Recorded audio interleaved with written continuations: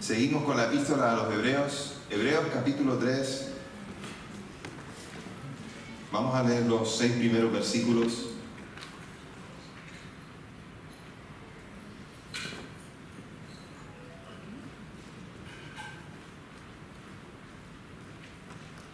¿Lo tenéis? Dice la palabra del Señor. Por tanto, hermanos santos, participantes del llamamiento celestial, consideren a Jesús el apóstol y sumo sacerdote de nuestra confesión. Él era fiel al que le constituyó, como también lo fue Moisés en toda la casa de Dios. Pero él ha sido estimado digno de una gloria superior a la de Moisés, por cuanto aquel que se ha construido una casa tiene mayor dignidad que la casa. Porque toda casa es construida por alguien, pero el constructor de todas las cosas es Dios. Moisés fue fiel como siervo en toda la casa de Dios para dar testimonio de lo que se había de decir después. En cambio, Cristo es fiel como hijo sobre su casa, y esta casa suya somos nosotros, si de veras retenemos la confianza y el gloriarnos de la esperanza. Señor, gracias por tu palabra. Y gracias, Señor, por la oportunidad de acercarnos nuevamente a ellas y de hacerlo juntos, Señor. Queremos buscar tu voluntad juntos y saber qué es lo que nos quieres decir. Queremos conocer mejor a tu Hijo Jesús y conocerte a ti, Señor, es el anhelo de nuestras vidas, Padre. Señor, ábrenos hoy el entendimiento. A algunos para salvación y a otros para que puedan consagrarse a ti. En el nombre de Jesús te lo pedimos. Amén. Amén. Míralo bien. El que hay que mirar bien.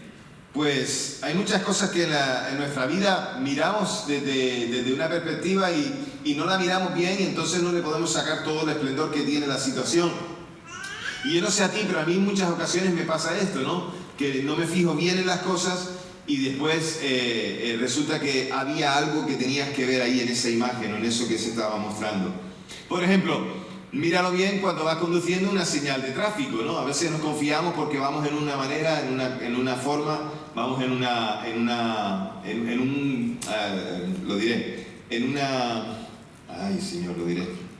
inercia, ahí está. Vamos en una inercia de las cosas que ya pensamos que sabemos y que sabemos llegar y que podemos llegar, pero necesitamos fijarnos en todas las cosas que están a nuestro alrededor. En la puerta de un establecimiento, ¿no? Cuando te dicen no se puede entrar con comida y tú estás dentro con un croissant y un café con leche. Entonces, tantas cosas así, fíjate bien, míralo bien. En un logo de cualquier empresa o cualquier establecimiento, en un logo en un escudo deportivo, en las instrucciones de un aparato nuevo que compras y dices, fíjate bien para que lo hagas correctamente cuando lo abres. A veces vamos con prisa, pero también a la vez no tenemos interés o pensamos que ya lo sabemos y que como ya lo sabemos entonces no necesitamos revisar las cosas. A veces vamos con una seguridad esa, ¿no? Que vamos las cosas ya todas rodadas y entonces pensamos que todos llevan siempre al mismo lugar, como la corriente de un río. Nos dejamos llevar, pero a veces no nos damos cuenta de que nos descuidamos y no vigilamos los peligros que hay o las cosas en las que tenemos que tener prudencia. La imagen de una película, ¿no? A veces está viendo una película y no sé ustedes, pero a veces a mí se me pierden algunas escenas, tal vez porque me despisto, tal vez porque estoy haciendo otra cosa con el móvil o con las manos o que estoy mirando para otro lado, y hay cosas específicas de las películas que dices tú, esto tenías que mirarlo bien porque era para poder comprender todo lo que la película tenía que mostrarte. Y como te dije, en mi caso, cuando me dicen míralo bien, es para que tenga que poner atención, para que pueda poner atención y que vea algo que puede ser de interés, que puede ser de advertencia, que puede ser tantas cosas. Entonces puede ser algo importante, incluso trascendental para mi vida o para lo que yo tengo que recordar. Puede ser un recordatorio, algo que te dice, oye, mira, es por aquí, no es por allí. Ahora, cuando nosotros espiritualmente miramos a Jesús y nos damos cuenta de la grandeza de Dios, ¿qué hacemos? Cuando nosotros miramos al Señor y Salvador de nuestras vidas y lo vemos, ¿qué hacemos? Pues entonces vamos a intentar a través de este pasaje ver qué podemos hacer cuando nos damos cuenta de quién es Él y cuál es su posición con respecto a otros, también en las propias Escrituras, o incluso hasta nosotros mismos, o en cuanto al papel que hace la iglesia o que juega la iglesia. Entonces, el pasaje que hemos leído nos muestra a un autor de una carta intentando llamar la atención de sus lectores en cuanto a la necesidad de poner la mirada en el Señor. La cordialidad sigue estando ahí en la carta, porque aunque hay serias advertencias y hay un serio ánimo, un serio aliento para que aquellos que leen la carta se pongan las pilas buscando al Señor y poniendo al Señor en el sitio que le corresponde, hay una cordialidad de parte del autor, empezando otra vez a escribirle diciendo: hermanos santos, hermanos amados, hermanos queridos. Ese cariño, esa cercanía, si hubiera habido en algún momento la intención de elevar el tono, él lo vuelve a rebajar. Y habla a un grupo de personas que que tienen una relación familiar, y esa relación familiar es como hijos de Dios y como creyentes en Jesucristo. Son hombres, son mujeres que están allí y que han reconocido a Jesús como Señor. Pero todos tienen también en común que respondieron a un llamado al arrepentimiento, y que ese llamado al arrepentimiento fue ofrecido por Dios en Cristo. Es lo que llama el llamamiento celestial. Es lo que llama para ser atraídos y ser puestos en un lugar específico donde Dios es el centro. Y recordemos la convicción con la que el autor ha ido hablando en la carta de Hebreos de diferentes temas. Él ha hablado de la suprema revelación de Dios que ha venido por medio de Jesucristo, por encima de cualquier otra cosa. Y solo por medio de Él tenemos acceso directo al Dios de nuestra vida. Entonces, con los ojos de los que miran teniendo todos los datos, es decir, nosotros, o sea, la iglesia hoy, tú y yo, podemos decir que tenemos la información que podríamos leer el texto y decir: bueno, esto es obvio, esto está clarísimo, o sea, quien no lo entendió es porque no quería. Date cuenta que la carta fue escrita para personas que no tenían tantos datos como nosotros tenemos hoy, lo cual es una bendición enorme para nosotros tener el texto bíblico, poder acercarnos a él y poder estudiarlo, memorizarlo, meditarlo. Es importante. Pero los que leyeron la carta en primera persona necesitaban la aclaración que el autor de Hebreos le estaba dando. Es interesante, ya lo mencioné, que el autor de Hebreos tiene una forma culta, o sea, tiene un lenguaje, un vocabulario bastante elevado, pero además también se nota que tiene conocimiento, porque muchos de los argumentos que da a sus lectores son argumentos que están basados en las Escrituras, y aquí no es menos. Así que vemos al lector leyendo y diciendo que tal vez Moisés era alguien especial, pero el autor de Hebreos le dice que no era así. Para los judíos, Moisés, ya lo vimos antes, para que pudiéramos tener un contexto de quién es Moisés, de qué fue lo que hizo, y aunque hemos oído muchas cosas de él, es importante que sepamos algunas cosas más. Moisés ocupaba un lugar muy importante para el pueblo de Israel y para los judíos. Era un personaje único porque él había hecho algunas cosas que los demás profetas no habían hecho. Por ejemplo, Dios había hablado con él cara a cara. Con otros de los profetas no lo hizo. Él fue quien recibió la ley, el resumen de los 639 mandamientos. Él los recibió en 10 en unas tablas de piedra y los entregó al pueblo. Y esto para los judíos era la cosa más grande del mundo. Y Moisés y la ley son inseparables y deben ser respetados. Entonces, para los judíos, el autor de Hebreos usa un orden lógico. Y el orden lógico es mostrando ciertas cosas. Primero, ha demostrado que Jesús es superior a los profetas. Ha mostrado que Dios ha hablado en otro tiempo a través de ellos, pero ahora dice, ha hablado a través de el Hijo. Y ahora también muestra que es superior a los ángeles. Y ahora debe demostrar que Jesús es superior a Moisés. Cuidado. Porque nosotros podemos decir, bueno, esto es normal, insisto, con la información que nosotros tenemos podemos decir, sí, eso ya yo me lo sabía. Pero los que reciben la carta no lo tenían tan claro y necesitaban una explicación de esto. Moisés no era superior a Jesús, Jesús era superior a él, pero sí que Moisés era reconocido y era tenido en cuenta en todo lo que él había hecho. De hecho, la cita que se usa para hablar de la grandeza de Moisés es la que los judíos también mencionaban, que está aquí mencionada en el texto, que es Números capítulo 12, versículos del 6 en adelante. Ahí hay una referencia en la que se dice que Moisés fue fiel en toda su casa. Para que nos pongamos en contexto, el texto que menciona es aquel cuando María desobedece y además critica, murmura contra Moisés. Entonces Dios coge a Aarón, que era el hermano mayor, coge a María y coge a Moisés. Y los lleva a los tres a un lugar y habla con ellos y les dice: ¿quién de vosotros hizo todas las cosas? Ahí los cuestiona, les pregunta, les pone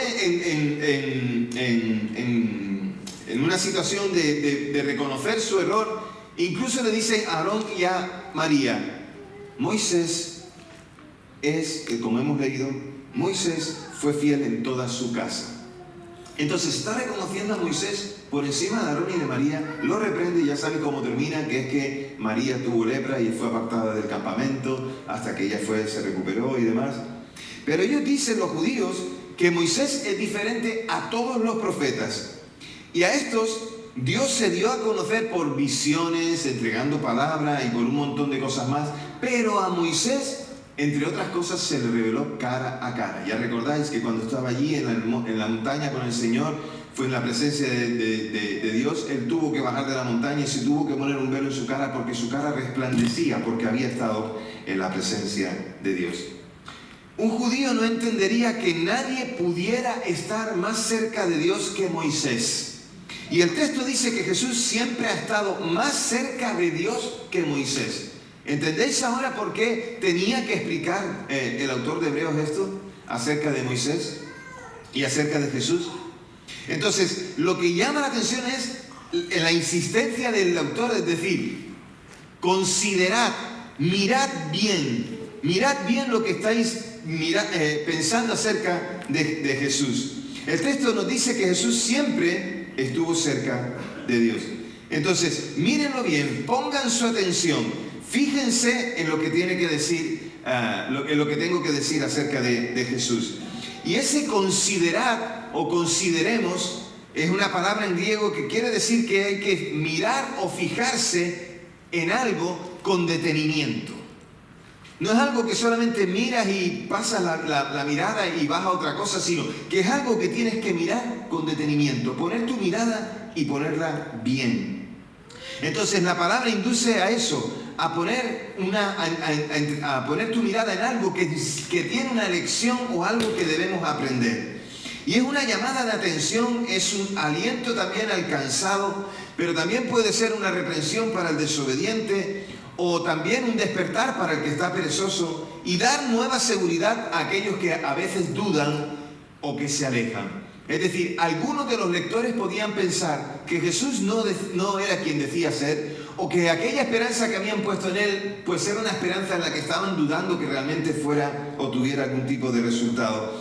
Pero otra vez el autor dice, vamos a fijarnos en quién es Jesús. Entonces, cuando les dice que se fijen en él, les dice dos cosas importantes acerca de Jesús. Dos cosas en las que tenemos que poner nuestra atención. Primero, que vemos a Jesús como el gran apóstol, así lo dice el autor. Y esta es la única vez en la que en todo el Nuevo Testamento a Jesús se le llama apóstol. No da este título a ningún hombre, lo reserva para Cristo. Y el significado de apóstol, por si alguno no lo sabe, significa enviado. Alguien que es enviado para una tarea. Los judíos usaban la palabra apóstol para describir a los que eran enviados desde el Sanedrín, los apostoloi, que tenían autoridad y eran portadores de órdenes concretas. Ellos podían decir y hablar en nombre de todo el pueblo porque ellos representaban al órgano jurídico de Israel, que era el Sanedrín. Así que para los griegos la palabra apóstol significa enviado, pero también embajador. Así que de aquí sacamos dos cosas. Primero, que Jesús es el embajador supremo de Dios y que por encima de él no hay ningún otro. Está revestido de la autoridad que Dios mismo le dio porque es el rey. Es el embajador que trae la voz de parte del rey que le envía a otro lugar para dar un mensaje. Y Jesús vino con la voz de Dios y Dios había hablado por medio de él. Entonces, ¿qué hacen los cristianos? Los cristianos deben centrarse en Jesús como el enviado de Dios para hacer la revelación definitiva de su personalidad y de su voluntad. haciendo posible que esta relación sea una relación que dure por siempre, que es desde antes del comienzo de los tiempos y será después del comienzo de los tiempos. Jesús y el Padre son uno. La otra cosa que les dice el autor a los lectores es que Jesús es no solamente un sacerdote, sino el gran sumo sacerdote. Y el sacerdote es la persona que construye un puente entre Dios y los hombres. Y para hacerlo tiene que conocer tanto a una parte como a la otra. Conoce a Dios y conoce a los hombres. ¿Por qué? Porque está con Dios desde antes de la fundación del mundo y se hace hombre para vivir como ellos y poder identificarse con ellos, muriendo y resucitando para que ellos puedan ser perdonados. Entonces, debe hablar a los hombres de parte de Dios y debe hablar a Dios de parte de los hombres.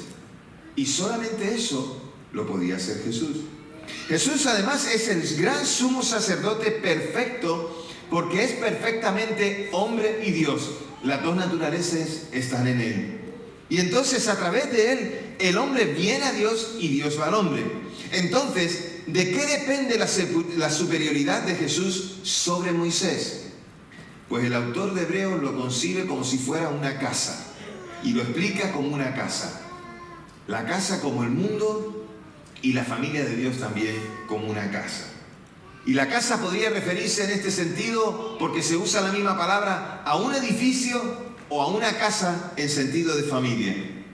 Pero el autor dice que el mundo es la casa de Dios y la humanidad es la familia de Dios. Si Jesús es el creador del universo, Moisés solo era una parte de la casa. Si Jesús creó juntamente con el Padre y él pudo hacer todas las cosas juntamente con el Padre, entonces Moisés, que no había sido creador, solamente era una parte, no era el todo, no podía estar por encima de Jesús. El autor, como veis, está dando argumentos serios y muy fuertes para mostrarle a aquellos que han creído, que posiblemente son judíos, que Jesús es el Hijo de Dios y el verdadero Salvador. Así que Moisés no habló de sí mismo, él solo fue un testigo. Dice el versículo 5, que había de decir las cosas que había de decir acerca de aquel que había de venir, es decir, de Jesús. Porque Moisés era dentro de la casa un servidor, pero Jesús es el Hijo de Dios y es el dueño de la casa. Entonces, Jesús es el creador de la casa y el creador es más que la casa, que es su obra. Había construido algo que él mismo había puesto como fundamento. ¿Qué tiene más valor? ¿La casa en sí o el autor? ¿Qué tiene más valor? ¿La Sagrada Familia como edificio o aquel que lo ideó? Pues tiene más valor aquel que lo ideó. Y sin embargo ahí está el edificio y lo admiramos. Admiramos sus paredes, admiramos sus torres, admiramos cualquier cosa de cualquier edificio. Pero aquel que lo ideó tiene mayor valor. Entonces, Moisés sabía un poco acerca de Dios, pero Jesús es el Hijo, o sea que lo sabe absolutamente todo. Ahí está el secreto de su superioridad, que Jesús estuvo desde antes de la fundación del mundo, Moisés existió en un tiempo y murió. Entonces el mundo es la casa de Dios, pero en un sentido especial la iglesia es la casa de Dios. Y ahí dice en el versículo 6, y nosotros somos la representación de eso. Nosotros, la iglesia, somos la representación de eso, porque Dios la ha hecho con ese fin especial. Y el edificio de la iglesia permanecerá indestructible siempre que sus piedras vivas estén firmes. Porque el edificio de la iglesia no depende de paredes hechas de manos, sino del cimiento que ha puesto el Señor, el fundamento que es Cristo mismo, y en la cual nosotros somos parte, piedras vivas. Es decir, siempre que todos sus miembros estén observando lo que dice el versículo 6, que sean fuertes en esa gloriosa y confiada esperanza que han puesto en Jesucristo. Es decir, permaneceremos porque ponemos nuestra mirada en el Señor. Hablaban en los versículos del capítulo 2 de esa salvación tan grande que no debíamos descuidar, porque el Señor la puso en nuestras manos. Entonces, ¿cómo podemos tomar estas palabras de Hebreos? Yo creo que las podemos tomar como un aviso o como una advertencia.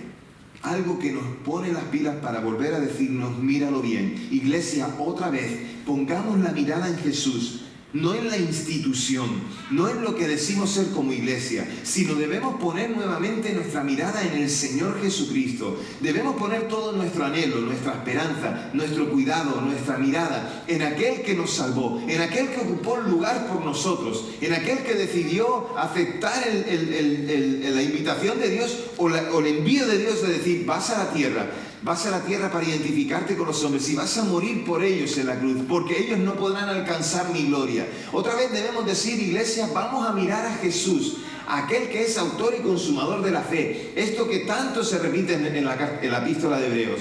Necesitamos volver a poner la mirada en Jesús y recordar la salvación que Él nos ha dado. Necesitamos volver a centrarnos y de pensar que no es lo que nosotros tocamos lo que es la iglesia, sino Jesús nos permite ser iglesia por cuanto Él nos ha perdonado y nos ha salvado.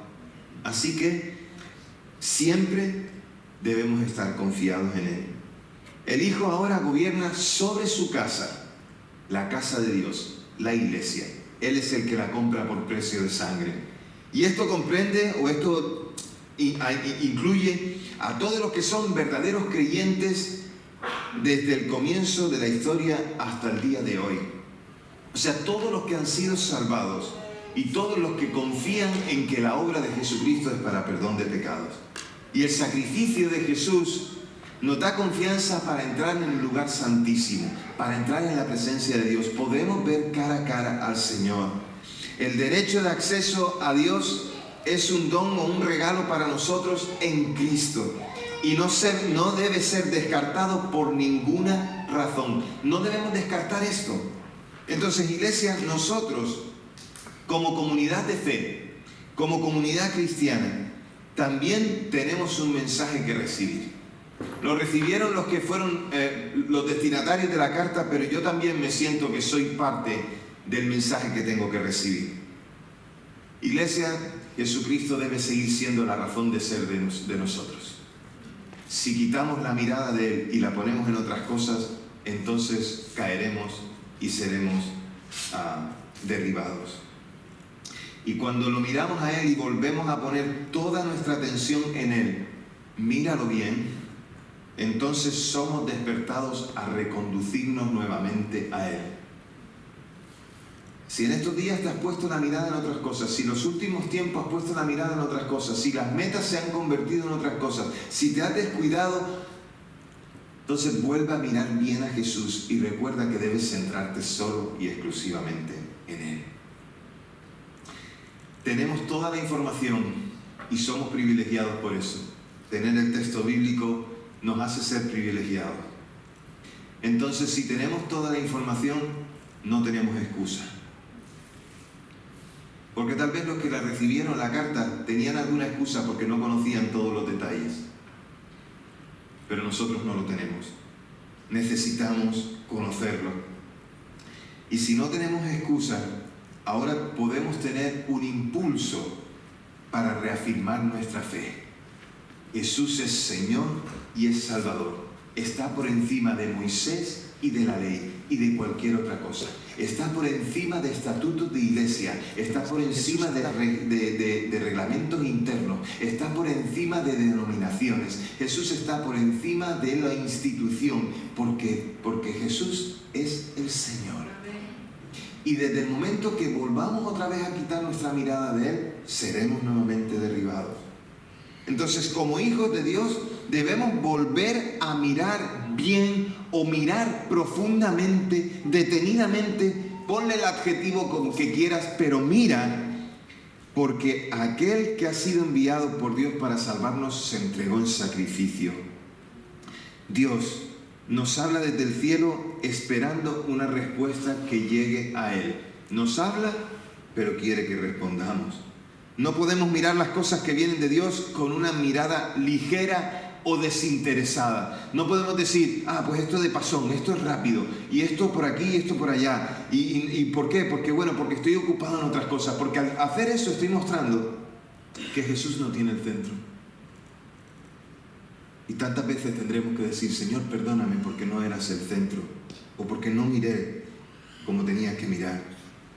Si queremos extender el Evangelio, no basta una mirada de reojo. Tiene que haber un esfuerzo decidido para descubrir el significado de Cristo para nosotros. Y cuanto más comprendemos quién es el Señor, nuestra adoración es todavía mayor. Cuanto más entiendo quién es Él, más me identifico con Él y más le adoro. Pero cuanto más entiendo quién es Él, más le entrego mi vida, porque entonces he comprendido quién es. Yo me imagino a los lectores de la carta de Hebreos diciendo, wow, cuántas cosas interesantes que el autor nos está diciendo. Cuántas cosas interesantes que nosotros tenemos que descubrir. Y mi pregunta para ti es, ¿cuántas cosas Dios te está diciendo a ti hoy a través de quién es Él y cómo es Él? Cada uno de nosotros es parte de esa iglesia. Un trocito, una piedra.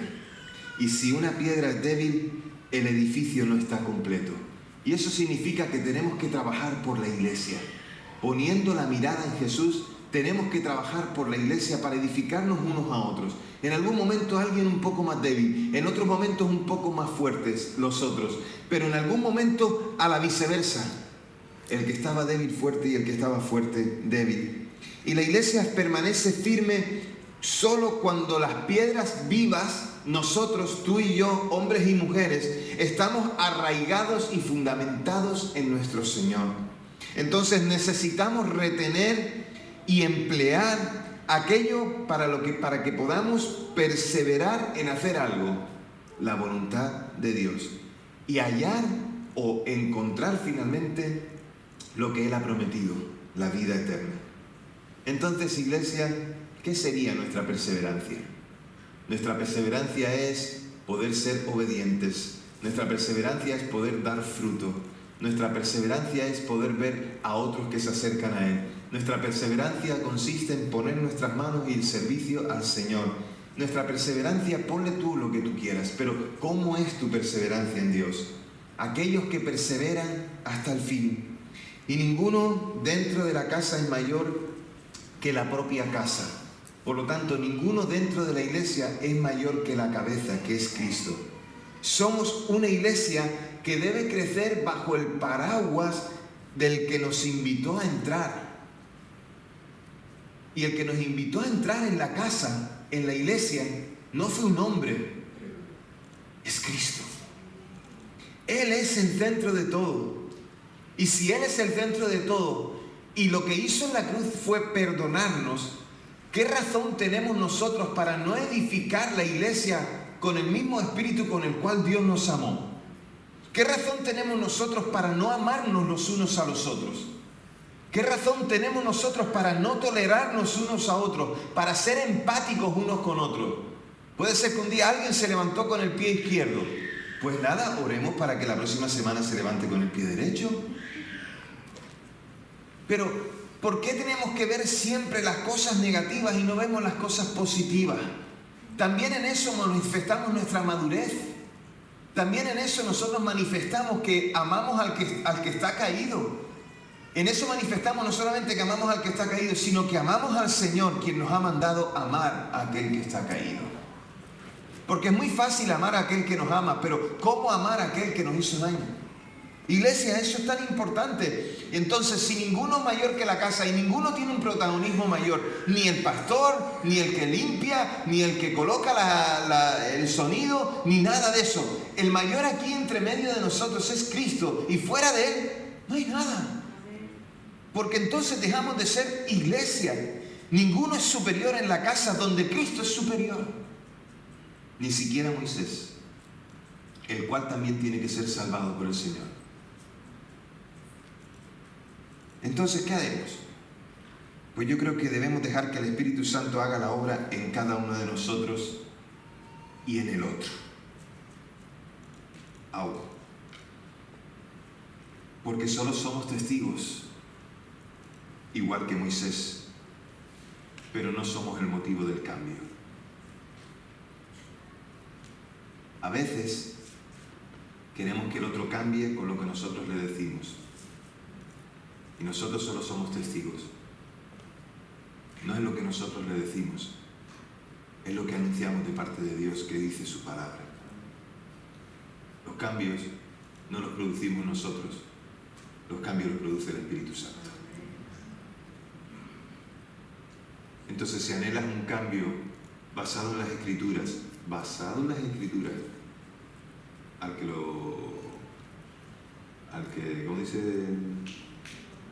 que lo quiera coger, que lo coja. Basado en las Escrituras, si esperas un cambio en alguien, no lo exijas. Ora y espera, porque Dios trabaja todo el tiempo. Y Él no se desespera, porque Él tiene sus tiempos. Los que nos desesperamos somos nosotros, que no tenemos los tiempos de Dios. Entonces, iglesia, ninguno en la iglesia es más importante que el otro. ¿Tenemos diferentes responsabilidades? Eso sí, y es bíblico, y la iglesia y la Biblia lo enseña, que dentro de la iglesia hay personas que tienen diferentes responsabilidades, pero que esas responsabilidades que llamamos dones, no nosotros, sino el Señor llama dones, que no son dones naturales o de la carne, son dones que vienen de parte del Espíritu Santo. Hay personas que tienen diferentes dones en la iglesia y que todos, teniendo alguno de esos dones, todos los que forman la iglesia, ¿lo hacen para qué? Para edificar la iglesia de Cristo. Entonces, si ninguno de nosotros es mayor que el otro, considerémonos los unos a los otros para amarnos, considerando que Cristo ocupó el lugar por el otro y por mí. Y del texto también sacamos dos cosas importantes. La primera, que debemos ser embajadores de la gracia. Hemos sido enviados para hacer luz en medio de la multitud. Hemos sido enviados a hacer luz en medio de la oscuridad y de las tinieblas, para alumbrar y dar a conocer a Cristo. Y que debemos ser sacerdotes, y esto es que creemos en el sacerdocio de todos los creyentes. Por lo tanto, todos podemos entrar a la presencia de Dios, porque el sumo sacerdote nos ha acercado a Dios el Padre. Debemos ser sacerdotes acercando el cielo a la tierra y la tierra al cielo. Debemos ser sacerdotes cuando predicamos a alguien acerca de Cristo y cuando oramos por esa persona delante de Cristo. Debemos ser sacerdotes cuando clamamos por la iglesia o diciéndole a la iglesia que busque al Señor, pero le pedimos al Señor que siga amando a la iglesia. Entonces, ¿para quién es la advertencia hoy? ¿Quién es el que necesita mirarlo bien? ¿Quién es el que necesita poner la mirada en el Señor y decir, Señor, se trata de ti? No se trata de mí, se trata de ti. No se trata de un hombre, de una mujer, ni del conjunto de todos ellos, se trata de ti, porque tú eres el Señor. ¿Quién es el despistado hoy? No lo sé. Tal vez tú eres el despistado, o tal vez el que está a tu lado es el que tiene dudas, o tal vez yo soy el desobediente. Pero sea cual sea, la invitación sigue siendo la misma. Miremos a Jesús. Una, para poner nuestra mirada en Él para salvación. Para decirle, Señor, saldré de mi vicio. Saldré, Señor, de mi pecado. Saldré de la esclavitud al pecado. Saldré, Señor, de una vida en la que no hay fruto. Saldré de la amargura. Saldré de la esclavitud, de la falta de esperanza. Saldré, Señor, porque al conocerte bendecirás mi vida, bendecirás mi familia, bendecirás mi entorno, bendecirás en mi lugar de trabajo, bendecirás mi ciudad y bendecirás por medio de la iglesia. Aquel que quiere decir, miraré bien al Señor, porque tal vez es Él el que me salva, y no la religión, no aquel que me habla y me dice yo tengo la verdad, sino aquello que mirando la Escritura nos habla acerca del Hijo. Porque la Biblia es la carta de amor de Dios, hablándonos de ese amor en el Hijo. Entonces, ¿a quién vamos a mirar? ¿En quién vamos a confiar sino solamente en Él? Si estás aquí hoy y todavía no eres un seguidor de Jesús porque todavía sigues anclado a pecado, sigues anclado a una vida vieja, sigues anclado a un modo de vida en el que estás alejado de Él, pero sigues jugueteando como diciendo, bueno, esto me gusta, pero no. Toma la decisión de seguir, porque no vas a comprender hasta que no decidas arrepentirte de tus pecados y reconocer que Jesús murió en la cruz para perdonarte por cada uno de ellos. Entonces, míralo bien. No mires lo que yo te digo, mira lo que dice la Biblia, lo que dice acerca de Él y síguelo. Y a la iglesia es, míralo bien, porque al contemplar su hermosura,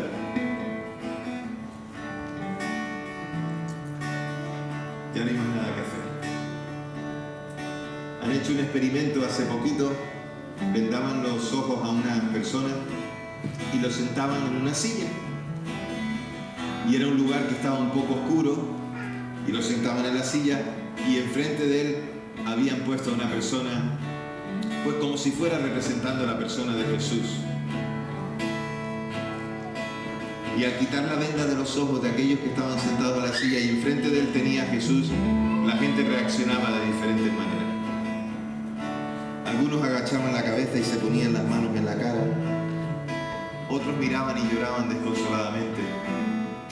Otros actuaron de otra manera, pero la mayoría de ellos se conmovieron ante eso. No era Jesús, evidentemente, era alguien representando, figurando. Pero cuando lo miras bien y ves lo que Jesús ha hecho por ti y por mí, no nos queda otra que decir, tú eres Dios. No con el de la figura, sino con el Jesús verdadero. Tú eres Dios, tú me amas, tú me perdonas, tú llenas mi vida con tu presencia. ¿Por qué no cierras tus ojos donde estás? ¿Por qué no oras al Señor mirándole bien? Si aún no le has dicho, Jesús, yo te seguiré. Yo reconozco que has entregado tu vida a la cruz para perdonar mis pecados. Y yo soy culpable y tú inocente. Pero mi inocencia, Señor, está ya determinada por cuanto si reconozco tu sacrificio, yo seré una persona salvada. Hoy dile a Jesús, te seguiré. Mírale a Él y síguele. Iglesia, no dejes de mirar al Señor y deja que Él te impacte constantemente.